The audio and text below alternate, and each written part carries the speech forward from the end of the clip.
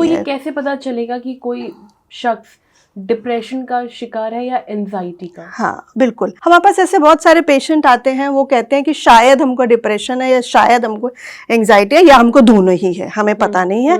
But जब हम उनकी केस हिस्ट्री लेते हैं, समझते हैं कि क्या उनके साथ लाइफ में चल रहा है, तो समझ में आता है कि ये तो एंजाइटी की तरफ लेके जा रहा है। एंजाइटी कभी कभी हमें बचपन से भी हो सकती है, या कभी कभी एंजाइटी हमें टेम्परेरीली इस सिचुएशन से भी हो सकती है। और एंजाइटी कब से हो रही है और टेम्परेरी है और एंजाइटी है कि नहीं है, इसके लिए जैसे मैंने पहले बोला, हमारे पास साइकोलॉजिकल टेस्ट्स हैं, हमारे पास कुछ टूल्स होते हैं साइकोलॉजी के, जिससे हमारे पास कुछ क्वेश्चंस होते हैं या कुछ एक्टिविटीज़ होते हैं जिससे हम उसको कंफर्म करते हैं। वो टेस्ट होता है, फिर हम उसकी रिपोर्ट बनाते हैं, तब समझ में आता है कि oh this patient is suffering from which type of anxiety. Anxiety के भी बहुत सारे टाइप्स हैं, तो हम उसको जनरली उस टाइप में भी उसमें से निकाल के, और फिर वो एक स्कोर जैसे मैंने बोला वो आता है, और उस स्कोर से हमें पता चलता है कि this person is having mild anxiety, के मॉडरेट एंजाइटी, के हाई एंजाइटी।